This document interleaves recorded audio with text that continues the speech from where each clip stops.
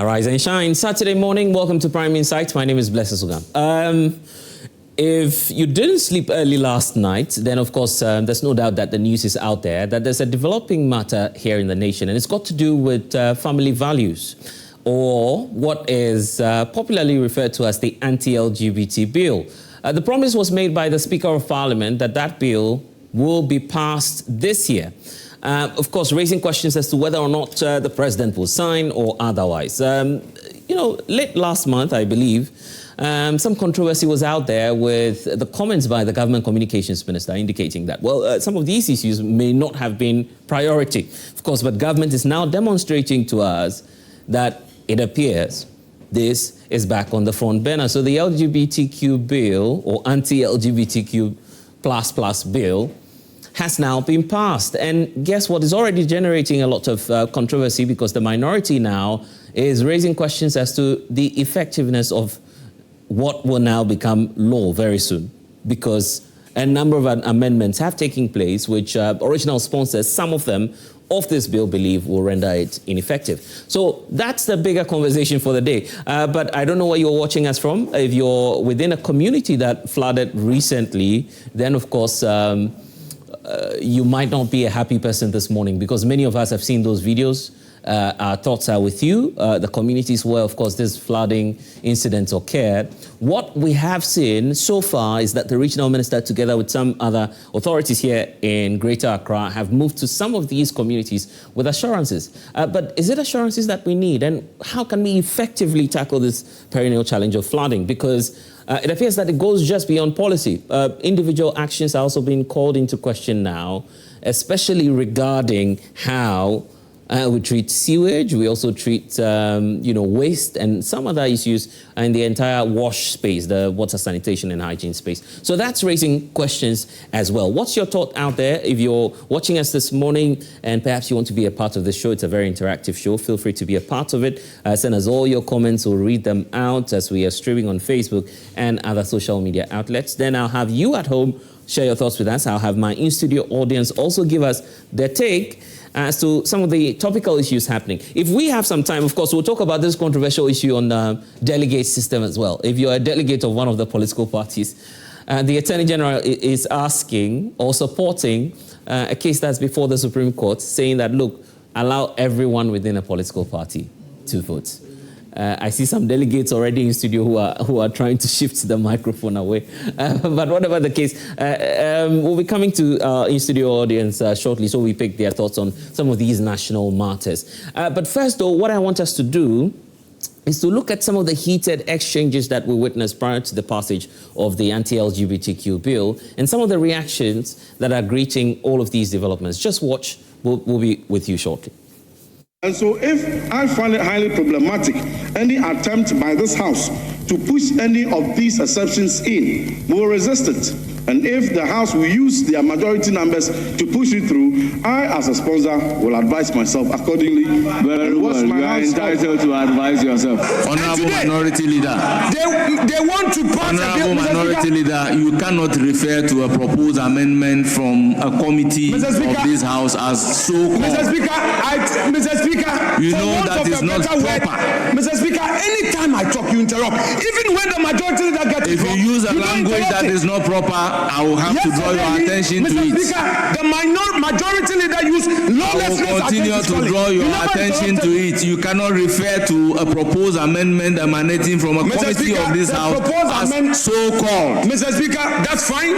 I take guidance from you. That's fine. Mr. Speaker, I disagree with the attempt by the committee of this House to use amendment to water down the very bill that our friends, when they were in opposition, pushed it on the country. Mr. Speaker, that was your argument. And where is the principle? Mr. Speaker, where is your principle? They sponsored the bill. May I finish? You see, Mr. Speaker, the majority leaders are Democrats. Sit down. I listen to you in silence. So you sit down. Mr. Speaker, when they were in opposition, they sponsored the bill. They resisted every single amendment. Mr. Speaker, today, they are now saying that through a committee, they are amending, Mr. Speaker, the clause 9, the very amendment they rejected in opposition. Today that they are in government, they are claiming that this is the bill they want. Mr. Speaker, they are virtually rendering the very thing they propose odious. Amendments make sense. He supports it because the amendment is seeking to protect the freedom of lawyers to provide legal representation and the right of accused persons to get legal representation. The freedom of media houses to practice and report. The freedom of doctors to provide medical services irrespective of the circumstances under which you needed the medical services. Those are the clauses that we are discussing. So when you run into the chamber, you can argue, you can look at the clauses. If you have opposition, some of us have had opposition to some of the clauses. We've moved for deletion and it's been deleted. But this your attitude of coming in and shouting left and right as if we're engaged in a shouting match doesn't help. I submit that your arguments are in bad faith. Majority Leader, in bad faith. In bad faith. You are doing the mischief politics. You want to deceive the people of Ghana. Who told you? Who told you, Majority Leader? Both majority and minority leader kindly resume your seats. You don't want to. Both minority and majority leader kindly resume your seats. Who would face you on every part. Kindly resume your seats. Will not allow you to deceive minority the people of Ghana. leader, resume your seats. Thank you, Mr. Speaker. You think that by this way you'll be able to create a scene nationally and say that there's an attempt to water down the bill. This kind of politics is childish. This kind of politics is childish. No, this kind of politics is childish. We've gone beyond it. Ghanaians can see through your politics. Mr. Speaker, you have brought a bill that you say subject to the Constitution. Which Constitution? That's what the bill says. The bill signed by Ntim Forjo. This bill signed by Ntim Forjo says subject to the Constitution. A person shall not procure. Then he goes to clause 10 and says subject to the Constitution. So what Speaker is saying is that you yourself, you changed the bill and brought it back to this House. So, Mr. Speaker, let's take a decision on E and then continue. And so if I find it highly problematic, any attempt by this House.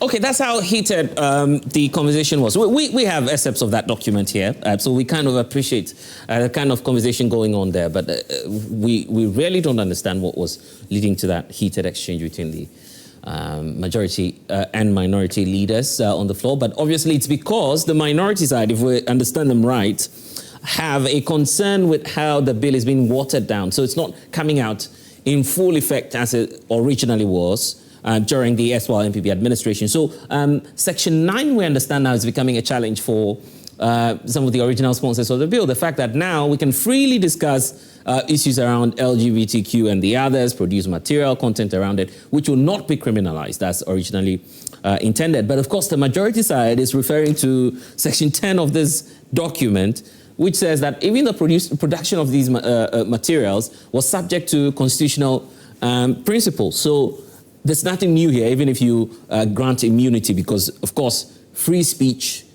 is guaranteed under the 1992 Constitution. So, yeah, a number of differences there. But if you're looking at the total number of amendments happening, over 20 of them, we understand, raising questions as to whether or not it's indeed an anti-LGBT bill as it stands now, and bigger questions as to whether or not the president will sign. Ivan Innocent Chase, my guest for this morning. We'll have some members of the NPP also join us. But let me go right into my in-studio audience who've all been watching the conversation all along. Maybe we should start from the back this time round.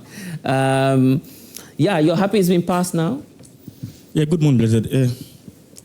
For me, I think God has exposed the NDC. the hypocrisy of the NDC. God has exposed the hypocrisy of the NDC, and especially Honorable Sam George. The kind of campaign... You seem to be fixated on Sam George a lot. The last time you were talking about him. The kind of campaign he did in 2024 with the anti-LGBTQ bill, we all saw it. In fact, he was pushing the old bill on the throat of the president. We all saw what he did. And I would like to ask him, would he have allowed the current president, to sign that old bill? Would he have allowed the current president to sign that old bill? This is a clear indication that they, the NDC, would have never allowed the president to sign that old bill. What was the promise of the NDC again? That they will pass an anti-LGBTQ bill? Yeah, but they didn't specify with or without by this particular bill, it's not an anti-LGBTQ bill. It's an empty bill. We still have that name, the title here. But the clauses in the bill shows everything's empty. Meaning the old bill was a flawed bill. And then they don't have allowed the President Mahama to sign that old bill from whatever they are doing. Because they resisted every attempt to amend the old bill. The NDC resisted every attempt to amend the old bill. What has changed now? What was the difficulty back then? If we had the president sign it, it didn't mean that the opportunities were closed for amendments. Because even if it's still law, you can still amend, isn't it? The president didn't sign it because the letter that they wrote, the chief executive secretary to the president, he submitted a letter to the parliament, and he said they should desist from bringing the letter to presidency. Meaning the letter didn't get to the presidency. It didn't get there. Yeah. So once it didn't get there, now fine. They did a lot of campaign. Akufo-Addo never signed this anti-LGBTQ. Now Akufo-Addo has been vindicated. Because that particular bill, they would also have allowed the president to sign that same bill. They haven't told you that, have they? But the amendments, in fact, they were resisting every amendment in the old bill. But now they are in power now, and they've now about 32 amendments in the bill now. Oh, 32, is it that much? I thought it was a little above 20. You've lost count of it. I learned about 32. About 32? Yeah, changes in the old bill. Yeah, okay, we are rating it a little above 20. So maybe you have some more. So meaning the old bill was flawed, was not good for the country. That's why they cannot sign that same old bill. And Ghanaians are reading between the lines. Ghanaians have seen the hypocrisy of the NDC. But are you not excited that at least there's a document? It's an empty document. What we were expecting from them was the same bill. The same bill they were pushing on the throat of the former president. We were expecting that same bill from them. And what changed? We weren't expecting even not them to change even a word from that old bill. Because how they campaigned with it, if they knew that bill was good, I think they don't have amended it. If they knew that bill was better for Ghanaians, they wouldn't have amended most of the clauses in that bill. But now, what are we seeing? They've amended, but most of the sensitive ones in the. So you're still not happy because I amended. It's an empty bill. This particular bill is an empty bill. They're just deceiving Ghanaians. Do you recall what happened to the e-levy? The e-levy during 2024. Yeah, some changes happened on that. But we still pass it. That's what I'm saying. So the same thing here. Some changes have happened. By the NDC was still against the e-levy. They still claim we are still cheating Ghanaians. That was what they made. They said the NPP is still cheating Ghanaians. So Sam George should do what exactly for you? No, Sam George has been exposed. Okay. His hypocrisy has been exposed. In fact, how he was pushing that old bill, I want to ask him, would he have allowed the current president to sign that same old bill? Never. He wouldn't have done that. He wouldn't have even pushed the current president to sign that old bill. And he knows, and we never saw him even challenging that no, we should still stand by that old bill. I see. Because there's nothing wrong with that old bill. He never challenged anybody in parliament. He was happy at the amendment, but he himself was resisting every call for amendment in that old bill. He himself was resisting every call for amendment in that old bill. And now he's happy that in fact that man has been exposed.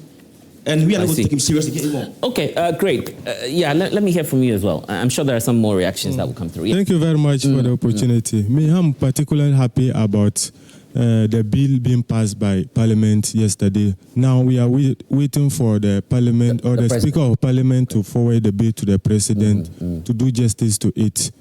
And then basically, this is just the contribution I have. But you see, are you expecting the president to make it? I know that the president will sign the bill. He will not. The president now? Yes, I know he will sign the bill. He will not behave like President Akufo-Addo. There will not be Attorney General versus Richard Delesky gimmicks or strategies to refuse to sign the bill.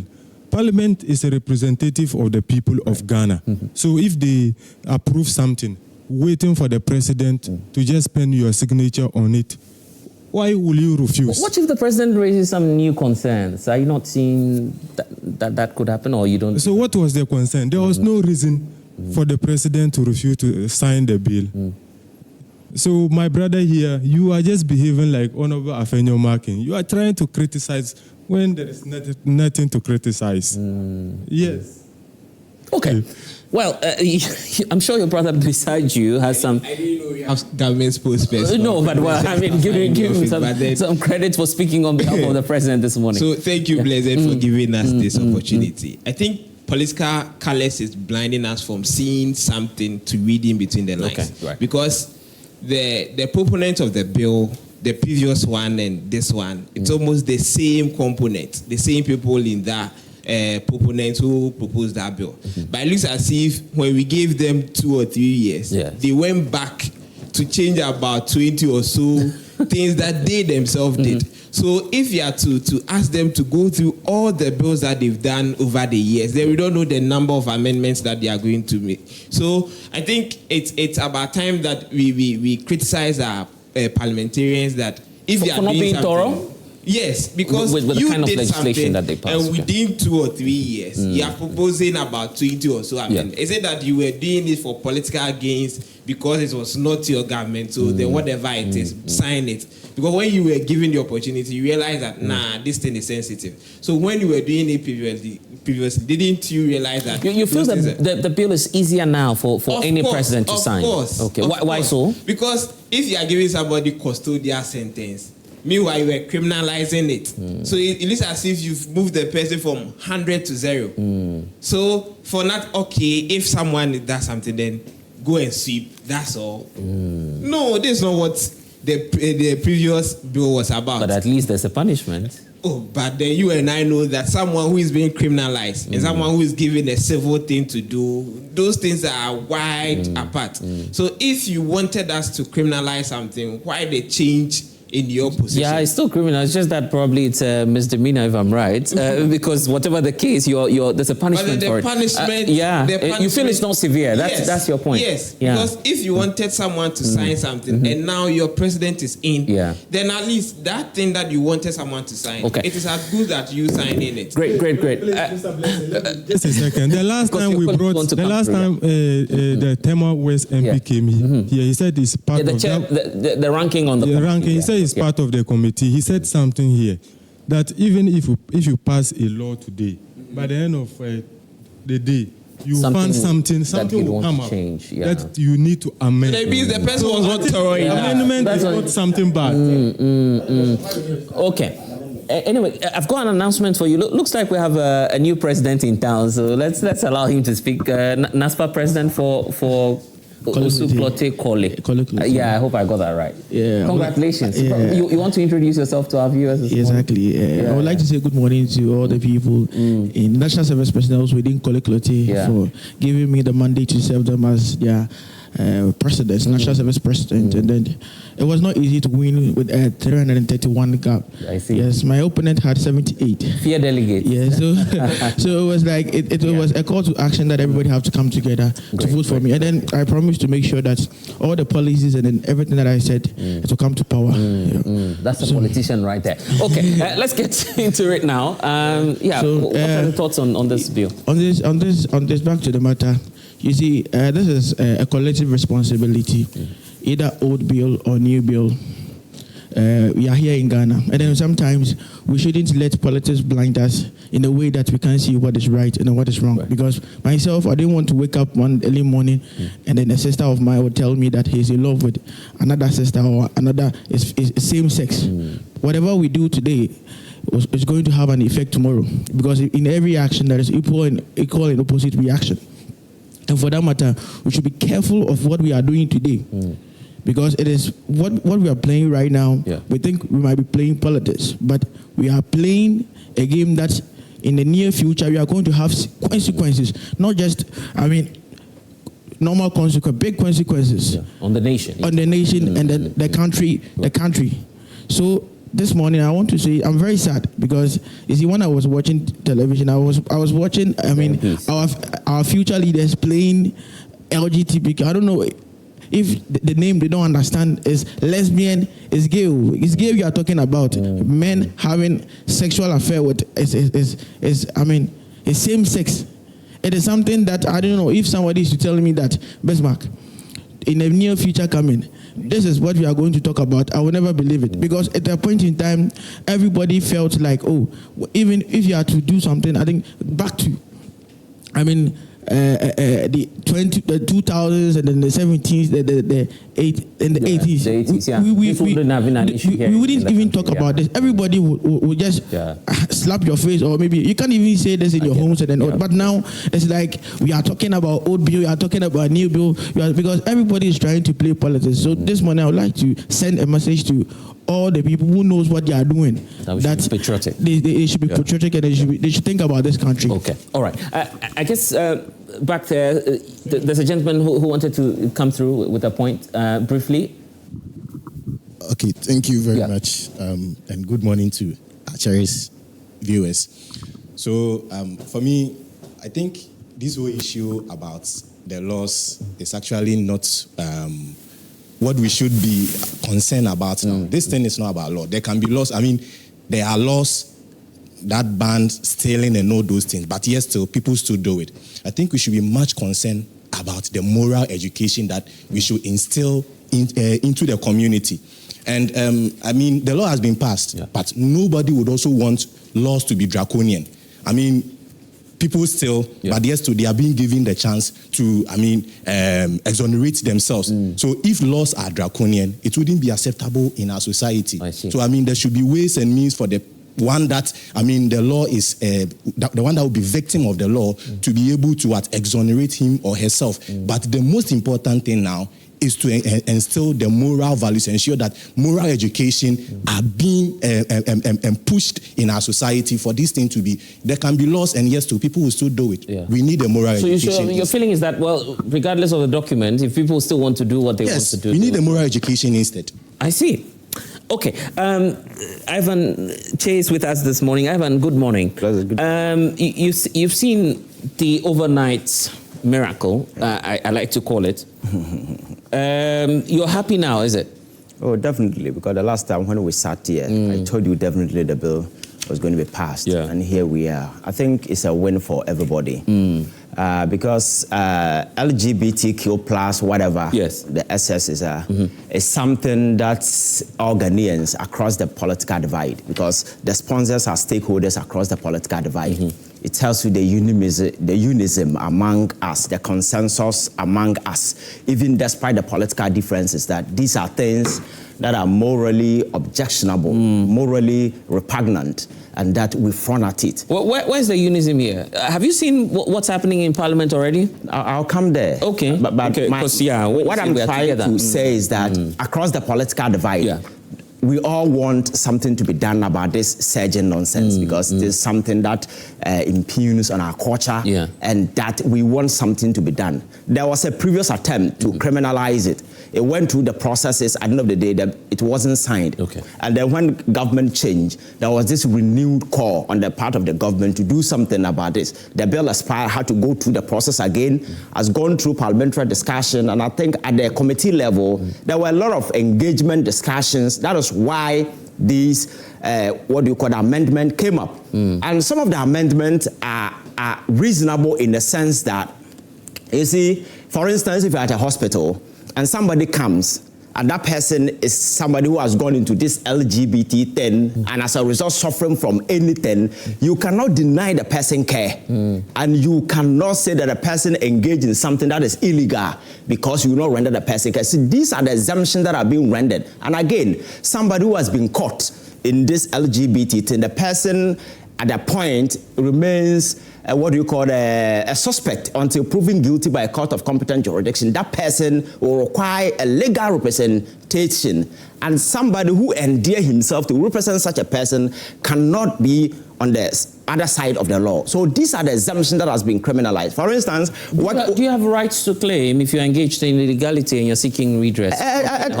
You have those rights? Definitely, because it should be, else it will be the other way around.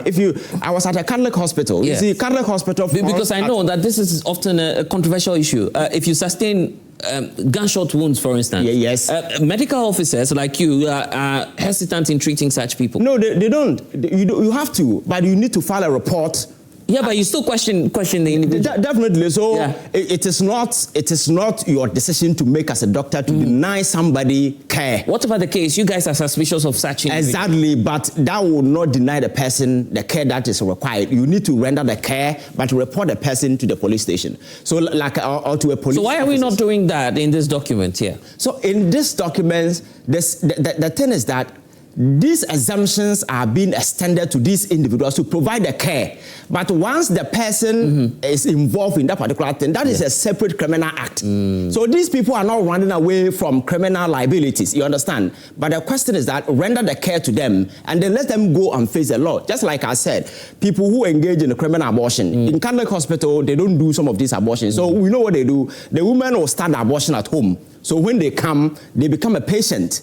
And whether you like it or not, you need to continue. Okay, you understand? So I think these are some of the remedies, some of these amendments are seeking. Question from you from behind. Okay. Some judge didn't see all of these defects when he was asking President Akufo-Addo, who you blame for not signing the bill. You see, the petty politics. No, this is not petty. I mean, you were seated right here. You were seated right here on the show. Let me explain. And you did say. Let me explain. At the time, yes. At the time that particular bill was submitted to the president, it went through the various parliamentary process. If those considerations were not made, at the time, it didn't mean that going forward we couldn't amend the provisions. Asking a direct question. So look at the number of amendments happening. Would you have submitted the same document? But you see, laws are supposed to be growing document. It must embody the will and aspirations of the people. So as day goes, as circumstances of the people change,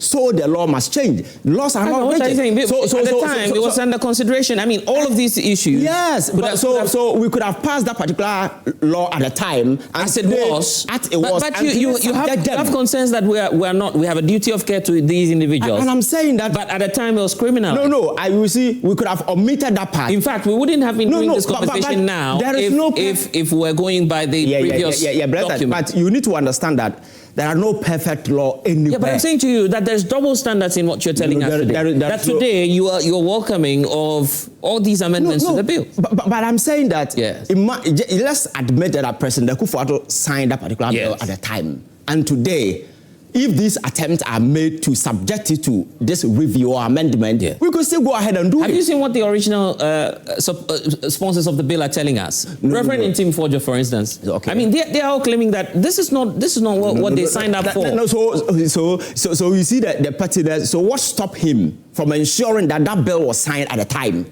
They were playing petty politics. You're asking a member of parliament. Yes, you're asking a member of parliament to force President Akufo-Addo to sign a bill. But he had a duty, because if at the time he knew. Do what exactly? At the time he knew that the law or the amendment or the bill as agreed on or signed by parliament at the time was so absolute to cure all these things that we're talking about, then they should have ensured. But I'm telling you that you are asking an MP to perform the duty of a president. No. The president, but they could have admonished the president. You understand? Because he was part of the ruling class at the time. They could have impressed or prevailed on the president to do the needful. You didn't. You understand? Against the will. Do you perceive this to be the anti-LGBT bill you were looking for? You were here on the show. No, because it criminalized. Telling us that movies, media.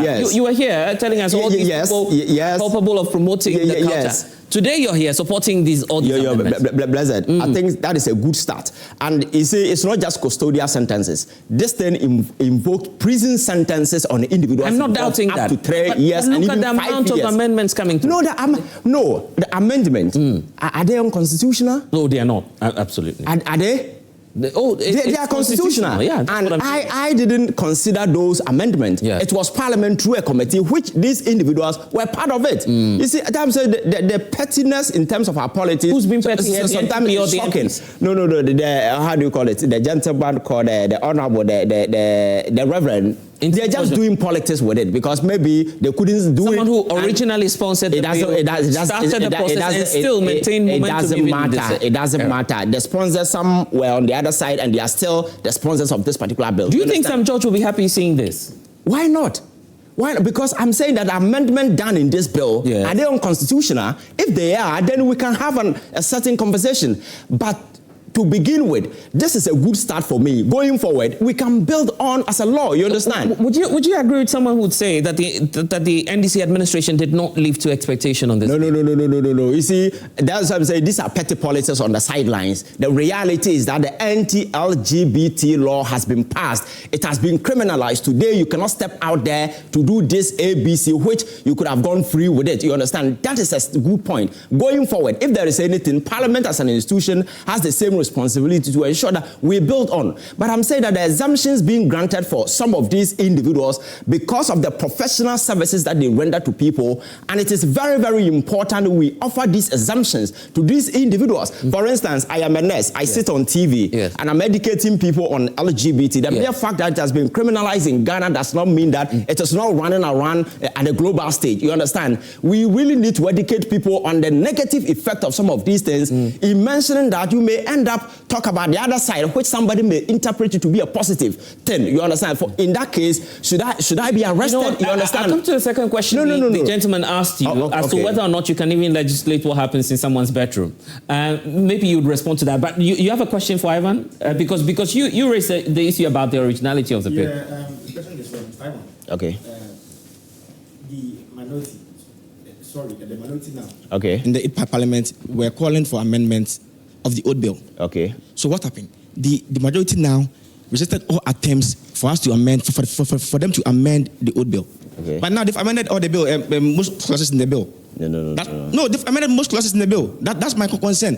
What they were resisting every attempt to amend that bill. Oh, okay. Every attempt to amend that. So what has changed now? And I'm sorry, and you know, like about this media houses educating people on it. It was something that was very sensitive, and we were all wishing they could have amended it then. But then you didn't say anything about it. You were happy with that, and now you are justifying everything. So that is not entirely true. So the fact is that the old bill lost its legislative value when it expired in Parliament. That was not supposed to be even part of this. Yeah. But for the start, some essential portions has to be, lifted and inserted into this particular thing. So see this bill as a new bill drafted by Parliament, went through the various consideration stages, and today Parliament has ascended or has passed it. You understand? Then the amendment has to do with, after the bill was designed, there were certain discussions that there are some individuals who render professional services. And for that, if care is not taken, we may end up criminalizing these individuals. And for that matter, they may deny people of this right. For instance, somebody may be accused to have engaged in some of these things. You understand? And no lawyer will be ready to represent that particular person with a fear that if I put forward, I may fall guilty or pray to whatever the law prescribes. You understand? Right. So these are legitimate amendment that has been carried out just to ensure that they provide a certain constitutional or legal safeguard to these individuals. The law does not in any way seek to promote something. The core objective of this whole bill is to criminalize this LGBT blah blah. So the thing is that if you look at the current bill as it is today, is it seeking to achieve the same objective? The answer is yes. That's why I've been asking the question ever since. That's why I've been asking the question. Yes, nothing has changed. Yeah. Nothing has changed. It is the same objective that the law is seeking to achieve. And for me, that is a win for me as a Ghanaian to begin with. So for us, I think that we need to drop this politics bit of it, consider the bill as it is, and ensure that the president will sign, and to begin it going forward. If we believe that there are some portions that are not useful or that are, let's say, less effective, we can subject it to constitutional amendment. You understand? The Parliament is there. They can always do it. Anybody at all in Team Fojo, the platform he's using to do some of these advocacies, he can begin to table his grievances or whatever, and within the House, some of these amendments can be done. You understand? And the thing is that this noise being made all over at the consideration stage, what were the input from these people? What did they say about some of these things? You understand? This thing, at the committee level, all of them were involved in the discussion. The mere fact that you propose something and was rejected does not mean that what you think should be imposed as law. You understand that? At the end of the day, it is the majority of the people out there who considered the quality, the content. Yeah, two questions. I mean, the first one about whether or not you can even legislate what's happening in someone's room. Because you won't be able to find out after all. So what's going to happen? So yes, that one is true. You cannot intrude into somebody's privacy. You understand that? But the thing is that there's something that we don't want it to spurt out of control. So we may have instances where people will be advertising some of these things. You understand? So it is the show aspect of it that the law is seeking to, because you cannot just barge into somebody's room. So you're precisely making the point. So if Section 9 is gone, basically, you don't have a law, is it? No. Because and that's what you've been concerned about. That's what you've been concerned about ever since. Okay. Because you've raised that point that well, it's much more about the media and what we're feeding the younger ones and what we're telling them. Yes. Now that is gone. No. Because now you can't activate. I mean, you can't. No. So the LGBT sentiment among Ghanaians over the years has never been about two people caught in a room having sex. It's about the advocacy aspect. Exactly. That's the point I'm making. Where else would you make advocacy if it's not happening in the media? No, the advocacy has to be, you see, the objective of that advocacy is what is crucial. The advocacy, is it for education purposes? Is it for health purposes? You understand? But these people... Why are you shifting the goalposts now? The advocacy... You said you had a problem with some of these discussions in our movies, on the media. Exactly. Today, that is gone. So where else would you but I'm saying that... If you liberalize the space, I could come into this... No. Go to you see, other platforms and speak freely about why we have It's not a free ticket.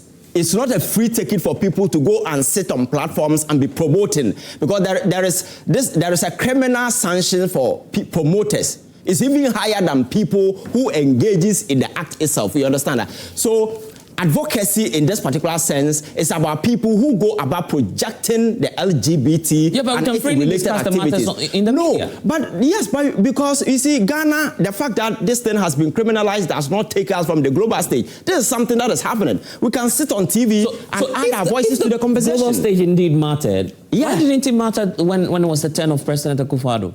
But the same concerns, we raised similar concerns at the time. You raised concerns exactly at the time. A lot of people were not even privy to the content of the bill at the time. All that the Ghanaian wanted at the time is to have this particular thing criminalized, so that we safeguard our culture, we safeguard children, and make sure that this petty nonsense that is coming from the global stage do not infiltrate our society. That was the concern of the Ghanaian at the time. Then details of it later came out. But my concern is that this time around, we need to start from somewhere. That's my point. And today, over the years, the religious group, students, everybody across the traditional leaders, everybody has been asking for this. For me, I think it's a good call for us, for the start. Going forward, it's something that we can build, because this is not a stone and cast, something that is rigid that we cannot. We don't even need to go through any Herculean task to have this thing amended. So going forward, if dynamics and the circumstances in society change, same way we can subject this particular law to the change and the amendment. You had this point. The point you raised about, look, if you can do as many as over 20 amendments, then we should be questioning what parliamentarians are doing now with all these documents. Yes, but you see, you can have a document today. You come back tomorrow and have a rethink about the whole thing. You understand? Because I'm saying that law must always feed from the prevailing circumstances of a country at any point in time. You understand? So the dynamics of society might change. Last 2 years, was there a pressing need for the anti-LGBTQ? Yeah, definitely. Okay. Yeah. Is it still burning now? Very burning. And it's the reason why people have been on Parliament. The last time the MP sat here, there was this consensus among all of us, asking Parliament to have this particular bill, passed. And today it is here. But we cannot just use politics, petty politics, to rob it of its quality and the fact that the sort of advancement that we've made as people. I think we deserve congratulations for the start. Then we can build on and have our differences. But the mere fact that this thing has been done, for me, I think it's a good start. The criticism, people will always have their concerns because there is no perfect law anywhere. But the amendment, so far as where I see it, it is very necessary, because if somebody comes to the hospital tomorrow and says that, oh, somebody has sex with me and I'm having an anal challenge, I cannot tell the person, oh, go away, I will not. You understand? I need to extend care and then report the person, because that act is a criminal act. And these are the assumptions the lawmakers are seeking, because if we don't do that, then the law will be chaotic, because laws are supposed to be reasonable and offer this kind of way to people. Because the mere fact that somebody has been accused or has been accused that he has done something until proven guilty by a court of competent jurisdiction, you cannot do anything to the person. And to prove that, that person requires a legal representation. So if you are going to do a law in such a way that that person cannot have a legal representation, then what will be the essence of that particular law? Let me go online. Let me bring in Rashid Tanko Computer. He's with the NDC. And it's quite a direct question to you. Was this what you promised the people of Ghana, that when you said you were going to pass an anti-LGBTQ bill? Hello, let me say good morning to you and your cherished viewers across the globe. I must say I'm happy to be a Ghanaian as of yesterday.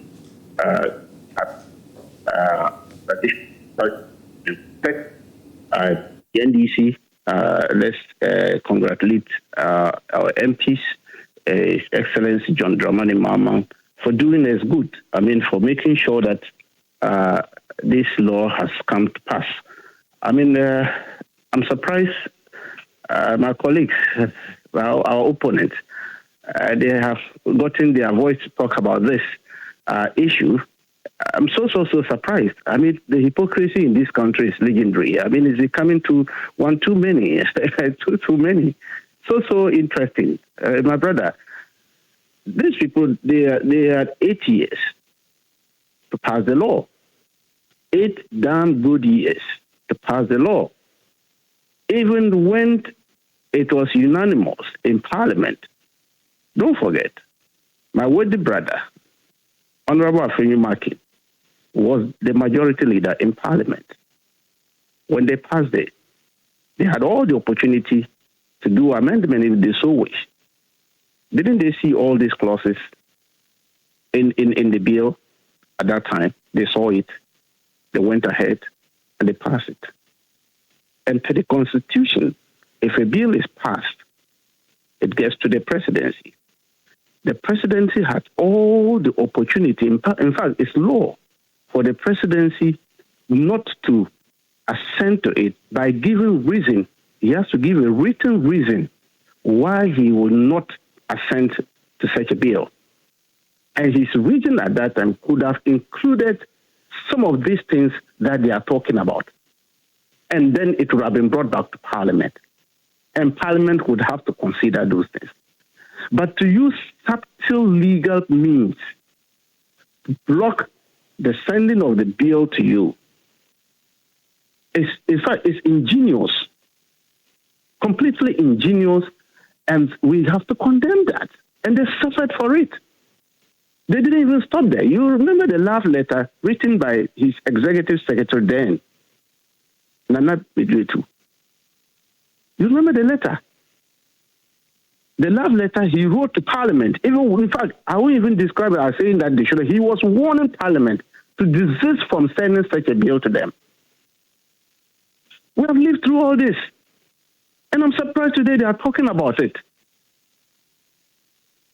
We have a culture and a tradition to protect Africa. The expression is that it's not coming in the same form as it was.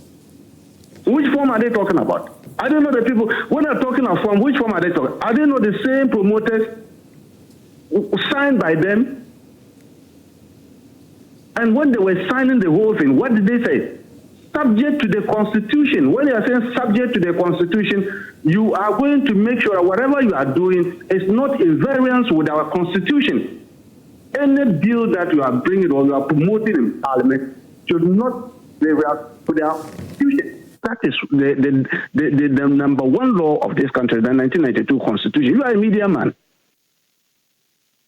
Just some few weeks ago, they were on the street on top of their voice. So if I get your argument right, if I get your argument right, if indeed that clause subject to the Constitution should apply to President Akufo-Addo, then clearly he had no business signing what was before him at the time, or what was going to be sent to him from Parliament. Why didn't you write back to Parliament saying that I would not sign this because of one or two things? Yeah, but I'm saying that if you agree that there were defects and that constitutional alignment must take place, then what's good for the NDC is also good for the SY administration. I'm asking you, if something is in a defect, is it in your head? Yeah, but it's showing now through what your MPs are doing in Parliament. They're telling us that there were some constitutional defects, isn't it? That's why you have as many as 20 changes. Brother, that is why we are saying that, subject to the Constitution. Yes. Nana-Addo was not a president because he came from Chebi. He was a president because the Constitution says so. And the same Constitution gave him powers. That when a bill is effective and you have sent it, return it back with a reasonable reason. You don't use this subtle legal gymnastics, hiding behind some people who describe themselves as journalists who were to protect what and what, and refuse to sign those things. Okay. The majority in Parliament to do the amendment if they so wish. Okay, the big question now as to what the president will do. Do you believe that President John Mahama will sign this in the coming days? He's going to sign it. You force him to sign it as members of the... Didn't you hear him? You see, when we asked these things, my brother, the president was very emphatic. When he met the Christian Council, he made them very clear that, look, should Parliament pass bill that is suspended, and don't forget, you see, our opponent... President Mahama said that if the bill comes before him... He's going to sign it. You can play the tapes. Okay, sign it. He said it point clear, and it was very emphatic. And I'm saying that our opponent, just some few weeks ago, were saying that NDC were not ready to pass this bill. I thought the position of government... The majority in Parliament, I thought the position of their voices. Now the bill is passed and they are shifting the goalpost. Yeah. Rashid Computer, I thought the position of government was that they wanted to own the process. They wanted to own the process of introducing the bill and not to have it as a private member's bill. So when you bring a bill to Parliament, you are saying that the bill is not subject to any amendment. That is why there is a committee. That's what I'm saying. That look at it. And I'm saying that bill was sent to the committee for the committee to look at it. Now, at the committee level, they have their representatives there. Ask them, when the amendments were proposed, where were their committee members? Were they sleeping at that place? That's why I said they are hypocrites. They were there. Those amendments, whether they voted against it at the committee level, all these amendments that came through unanimity at the committee level. The committee chairman presented it over there in plenary. Where were their people? These are the why when we discuss our hypocrites, they say we are attacking them. Then they come and be doing fanfare in the floor of the house. That is the kind of hypocrisy that we are grappling with. At the committee level, that is where amendments, all these things are proposed and they discuss it over there. And they bring it to plenary for further discussion and pass it. And I'm saying that at the committee level, go and take the committee report. And you will see that NPP members who were part of the committee never said anything. They never voted against it. If you have difficulties on it, you are going to vote. You put it into vote. But when they brought their committee report, look at it. Did they say that they voted against or they didn't vote against? It came as a unanimous decision. Okay. What would you tell anyone who criticizes the NDC, that what you promised is not what you delivered now in this document? I'm saying that a promise that we made has been delivered. We are making sure that law has been passed. Look, let me tell you. You are here, you are a media man.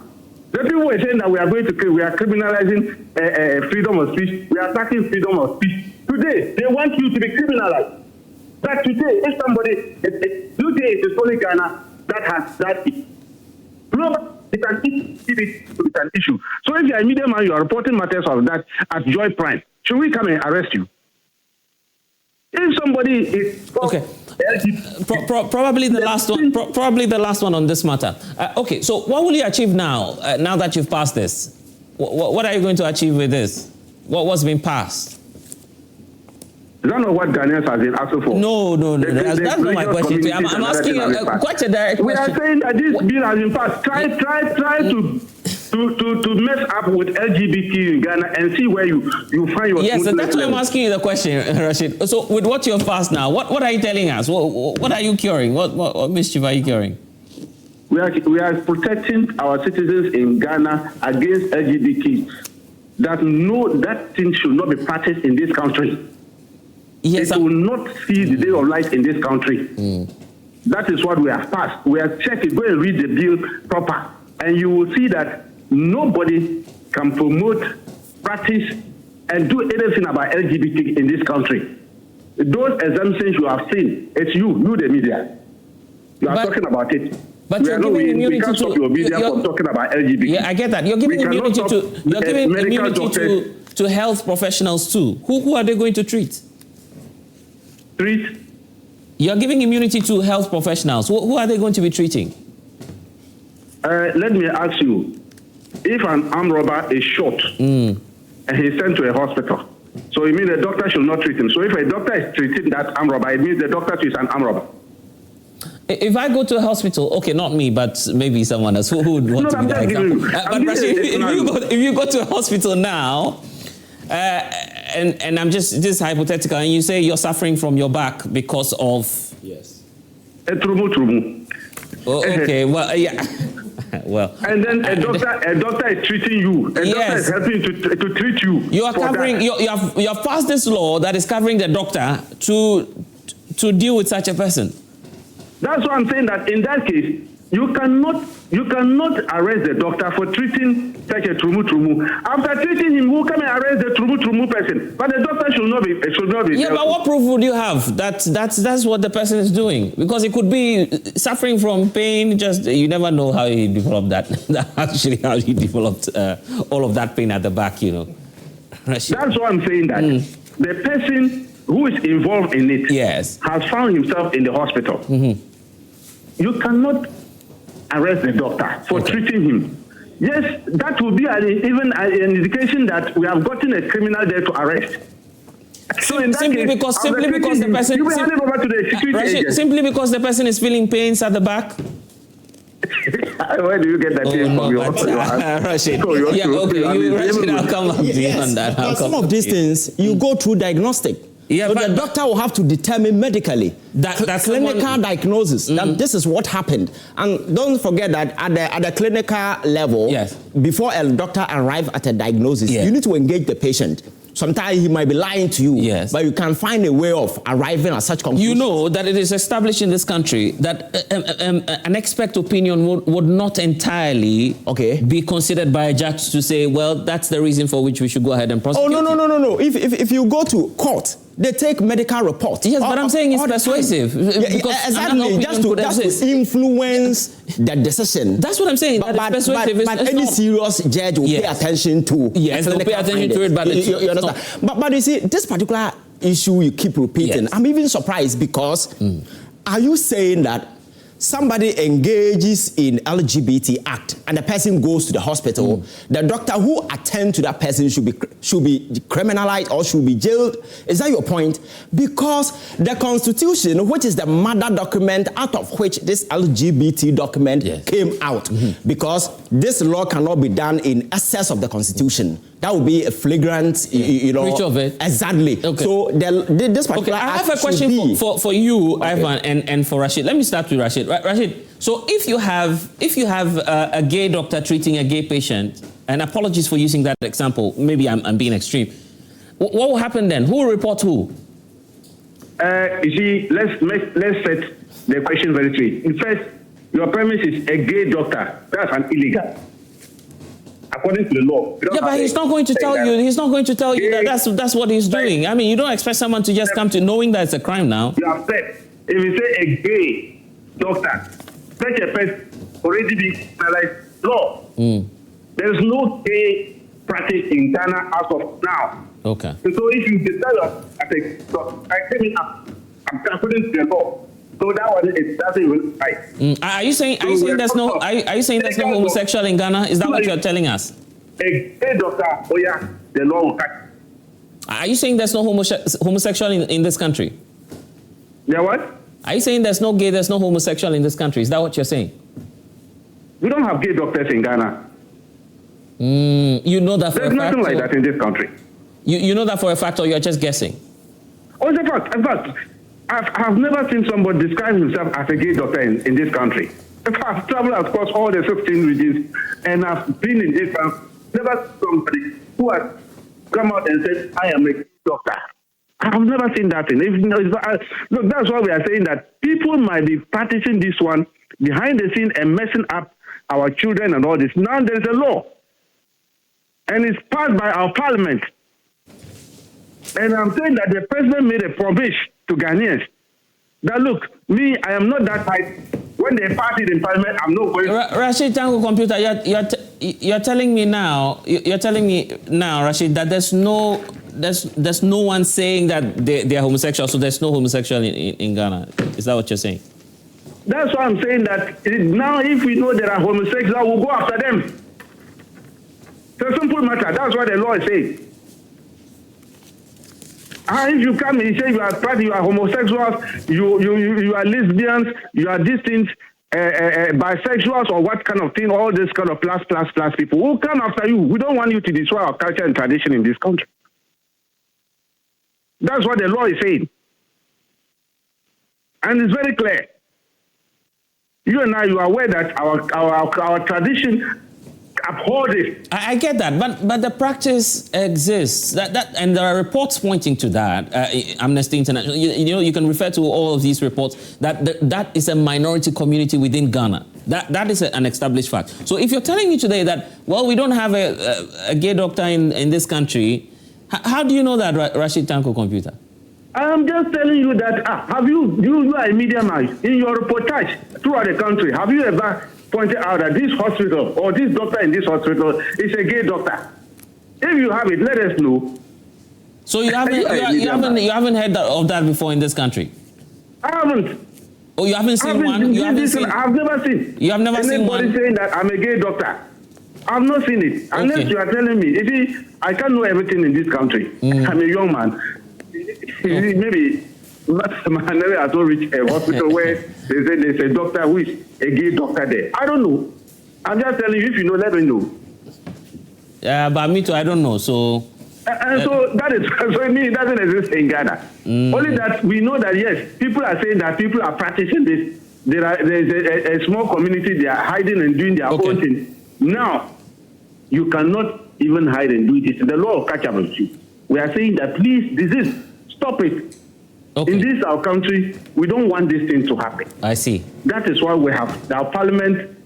They are our representatives. Okay, great. The 200 something, they are representatives. Yeah. They are saying that, oh yeah, we don't want this. We don't want it. Okay. And so we have to go by it. Okay.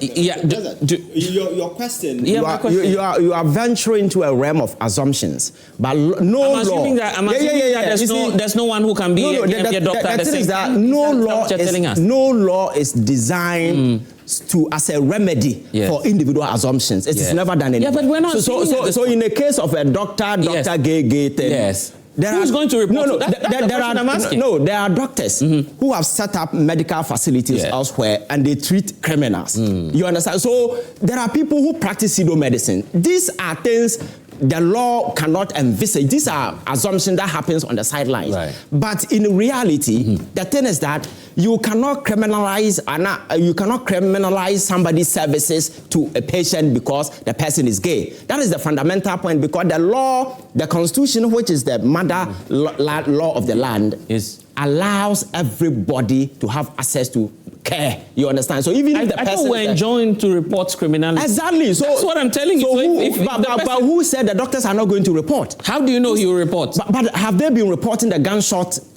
gunshot cases? Have they? If they do, then why would this thing be an assumption? You understand? So these assumptions and supposition cannot rob this law of its efficacy or its value. You understand? You may have concerns. So you and Rashid Computer are telling us that we don't have a homosexual doctor? No, that is not my point. Okay. But the point is that the same way we have criminals, the same way we have criminal doctors somewhere, we may have criminal gay. We may have gay who may condone on some of these, because the gunshot, there are some who don't even report. You understand? We may have those genuine instances, but cannot take away the value of the discussion we're having here. The point is that these individuals render care to these individuals. They are constitutionally mandated to render this care. When they come, they also have a duty. So if you're a doctor and somebody comes to your facility and you are able to diagnose or find out through your engagement, the person says that he is this.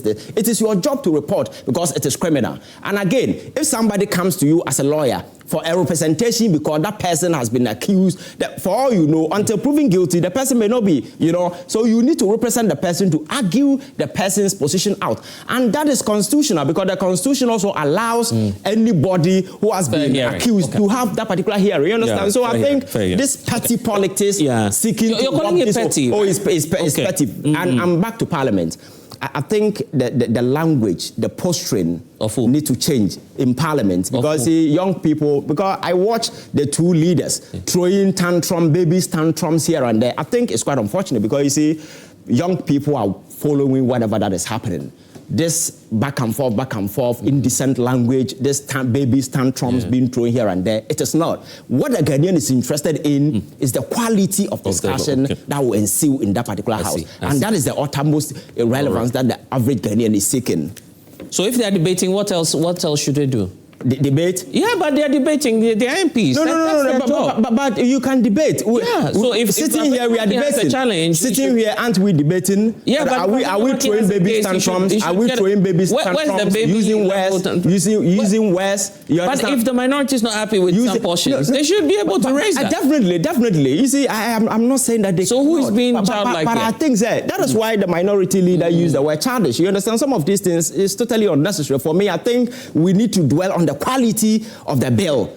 If you have concerns, you can raise it in a way without you engaging in some of these things. For me, it is just a desperate attempt just to rob the bill of its whatever, because maybe previously they failed to pass it, and today it has been passed, and people are just doing anything possible to do politics. For me and the average Ghanaian out there who wanted LGBT bill, today it has been passed. We are looking forward to the president to see what he will be. Exactly. And the president has given his assurance that he is going to sign. For me, that is a good point.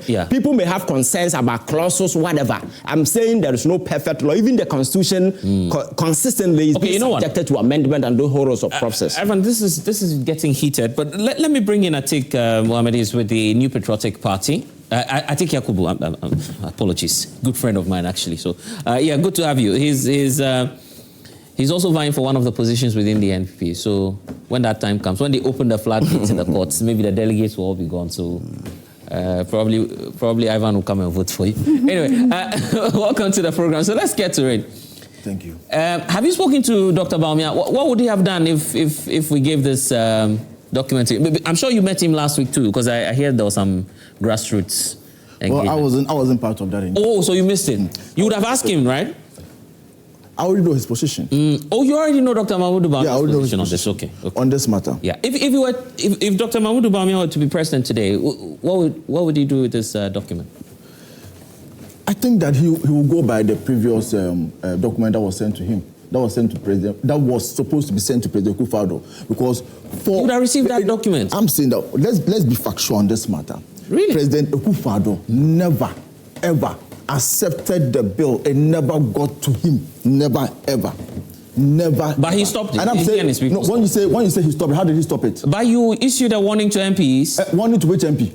The Speaker of the House, telling him that don't transmit the document. That's what you did. No, it is not true. No document was transmitted. So what happened? No document was transmitted. Did you ever hear that there was a document placed on the... Bedeto's document, Bedeto's letter, what was it about?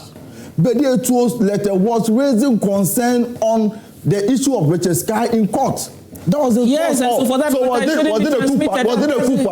Akufo-Addo or Bedeto? Who told me? How would the executive secretary I'm saying that was it Akufo-Addo? Was it Akufo-Addo? He was saying that those legal issues to be dealt with. So if there is an injunction on an issue, will he take it to court? Will you expect him to sign? Why would the executive secretary to a president issue a letter without the president's knowledge? Would that ever happen?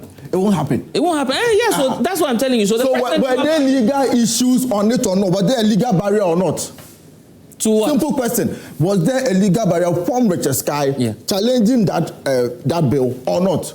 There wasn't an injunction, was there?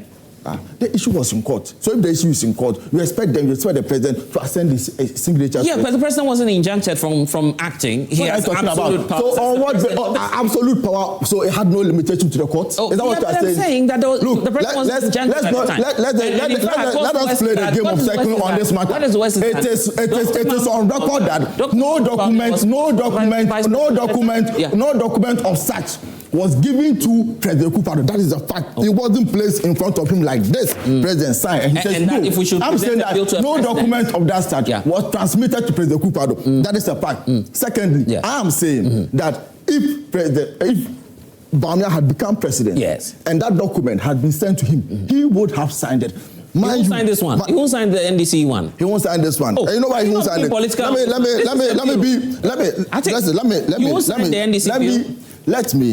Let me talk on this matter. Okay. You understand?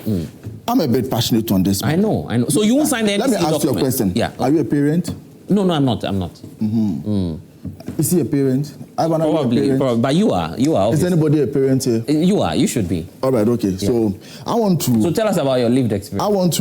I want to address this issue as a parent, not a politician. You see, I attended a boys' school. All right. And during my days, I was a prefect.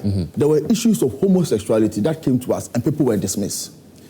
The seniors who were our predecessors also had same issue coming to them and people were dismissed. That happens in every boys' school. In every boys' school. You understand? And some girls' school. This issue of homosexuality didn't start today. It is not a new canker. It existed way before the formation of the countries of the world. You understand? So this is not a new thing. The whole aspect of this bill that we were seeking to sort of bar was that we don't want people to come on TV, all right, go to classrooms and now propagate to our kids. You wanted to bar these activities? It was a private member's bill. That's the fact on the table now. What we want. It wasn't a government-sponsored bill at the time. There's a one I'm talking. Yes. And there's a comma. Yes. Wait for the full stop. Okay, so bring it up. Refer to me. Yes. You understand? What I'm saying is simple. What we wanted to do. You and who? Are you against LGBTQI? No, but my point is that it's a private member's bill. Are you against LGBTQI? It wasn't a government-sponsored bill. Are you against LGBTQI? My opinion is irrelevant at this moment. I'm telling you. Don't worry. You and who? Don't worry. When you say don't worry. You and who? I'm talking the aspect of as most Ghanaians. Government or most Ghanaians. Clarify that. Most Ghanaians wanted not the government at the time. Not the NPP government. Will you let me talk? Yes, but you have to explain what you're telling us. You have not even made me make a full point, but a full stop. Okay, fine. Now, okay, let's go on the ranting competition. So who are you talking about? I said what we wanted to do. All right, as Ghanaians propagating against LGBTQI activities was simple. We don't want people to go to classroom or teach our children certain cultures or certain things that are alien to us. That was the whole thing about. It wasn't about people doing things in their private room. We are all against it. But you and I cannot go to people's room to go put a camera there or go hide under the bed to see whether there is two men having sex or two women having sex. That was the whole issue. That's what the whole issue is about. It's about our generation. It's about our generation, our case. That's what you're talking about. So if you have a government today that comes and takes off all those clauses, all right, now giving way for embassies, developing partners, and what have you, to now have the power or now have the effrontery to educate people, educate them, propagate these activities to them, then what was the essence of this whole thing? Can I ask a question now? Can I come through now? You can come in now. So I think this is my question to you. So what were you seeking to do? You say we. What were you seeking to do as the NPP administration when at the time you were introducing a curriculum that would have sponsored, am I right, teaching and learning of some of these? Who introduced it? You were attempting to at the time. Who introduced it? The erstwhile NPP administration. It happened recently.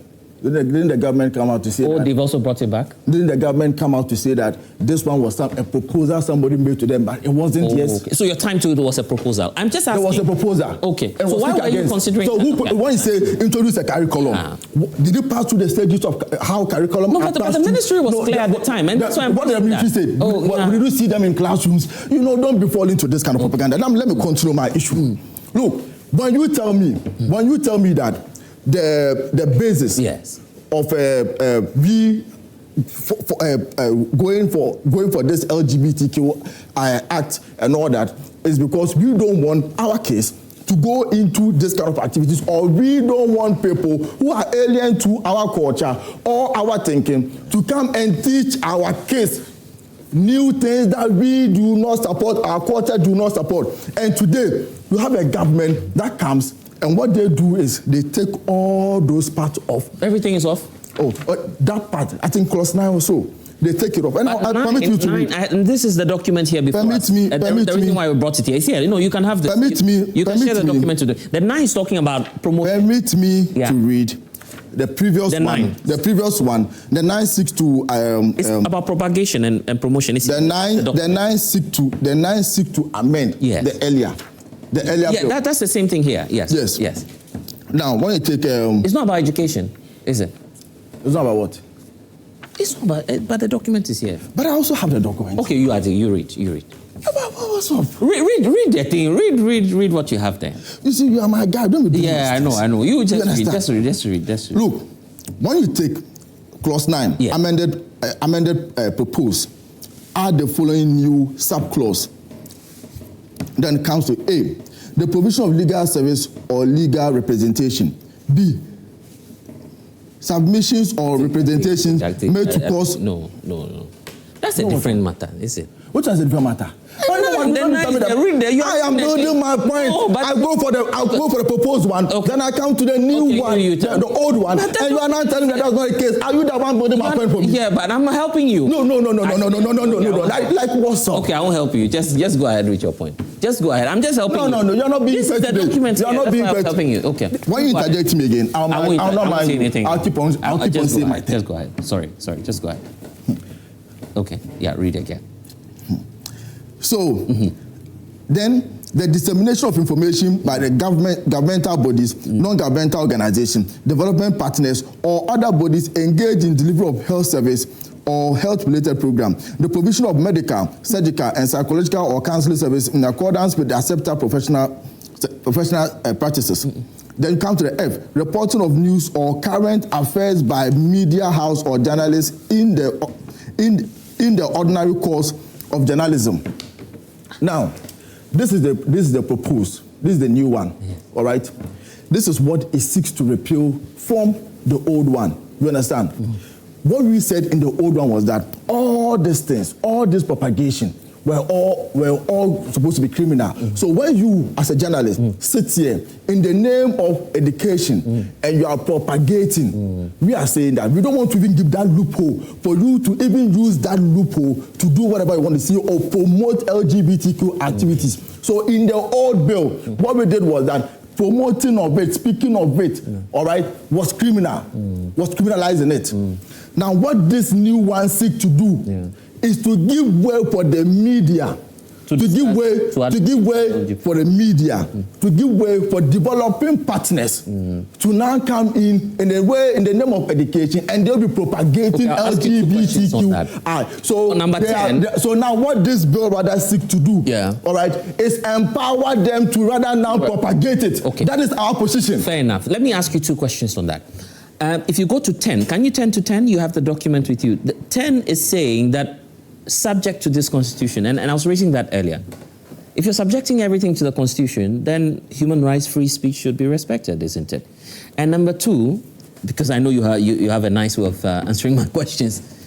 When President Akufo-Addo was saying, well, at the time he was in London, there was no energy and collective action against it. Now it's become law in those developed societies where you can criminalize activities of same-sex people, and that if the pressure mounts, Ivan, I hope I'm getting his quotes right. Yes. If the pressure mounts, maybe it is bound to happen. I guess that's what he said. So how do you then compare that to these two issues you're raising? I want to talk about free speech. Recently, there are people who also who even prayed that the president should die.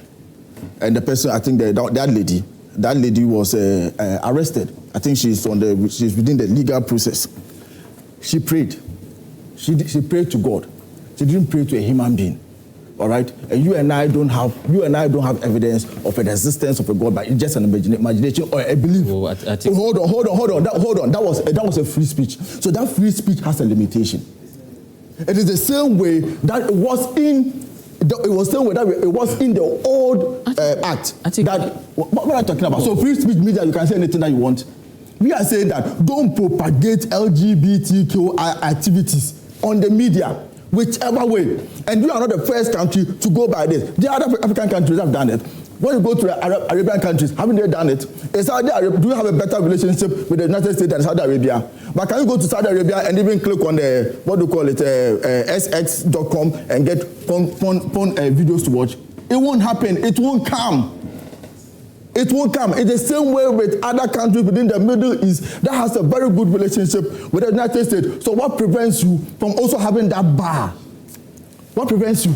So are you saying you're not happy that we at least? I am not happy. I am not happy as a parent for someone to now have the power to get to classroom or meet my children at a picnic or wherever it is, organize it, and be propagating to them. Right. And when they do it, because now there is a legal document stating that they have the right to do it, it means that I cannot go after the person. Okay. That is why I have a problem with. Okay. That is why I have a reservation with. Right, and also, when I was listening to. Yeah, but because of time. There's no because of time. When I was listening to Ivan. He said, what prevented Anti-LGBTQ from making his point in relation to the bill. Anti-LGBTQ told me that he raised reservations vigorously at the committee level. And he raised his reservation on the floor of Parliament, and all were ignored. Because really? He told me. The consultations were done on camera. He told you personally before you came in. Yeah, he told me. I have the evidence. He told me that yes, he raised a reservation, and that same reservation that he raised is the same reservation that I also do hold. Anti-LGBTQ has never held a press conference, and let me he's nenever held a press conference to tell the people of Ghana that he's been raising reservations about the process. I'm saying no, but he's found time. Did you watch this video yesterday? I'm not talking about yesterday. I'm talking about before the passage.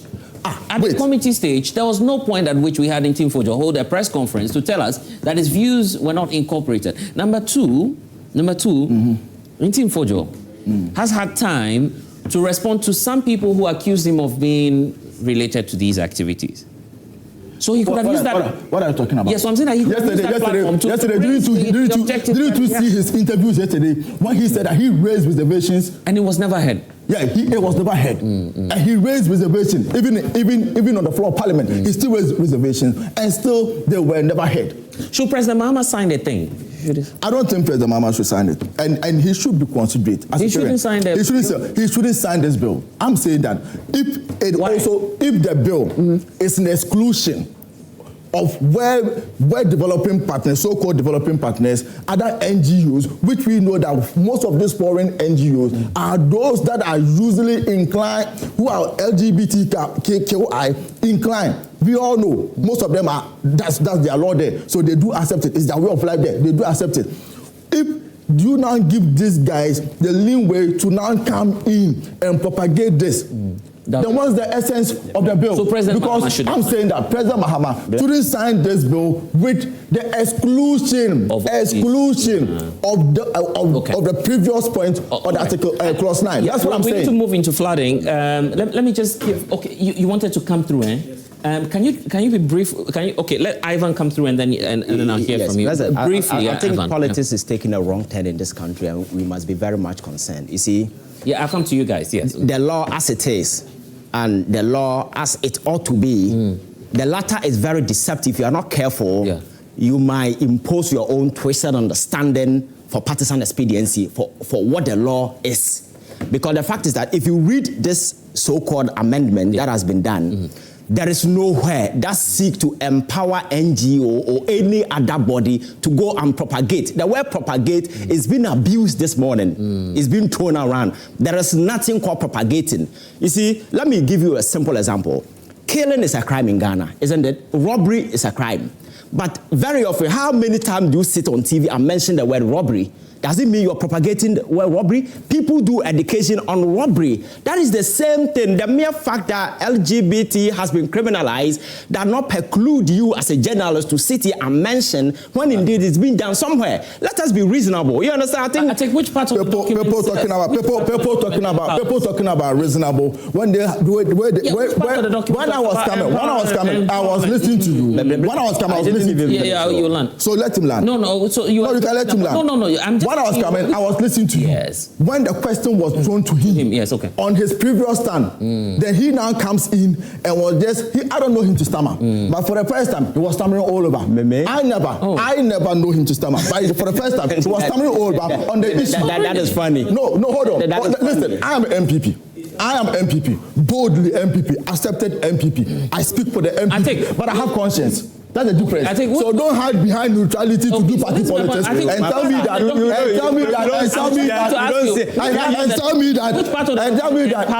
which part of the document? I am saying which part of the document says people can. You were here. We were here when I read it's a lie.